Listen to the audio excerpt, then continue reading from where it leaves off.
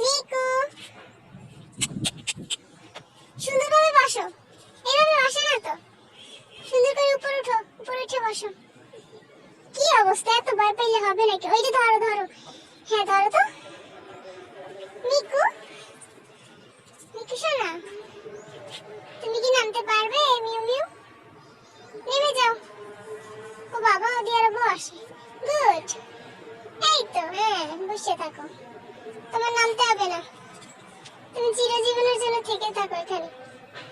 কিছুদিন আগে মিকু ছোট্ট ছিল না? মিকু এটা কি ধরবে? মিকু কি এটা ধরবে?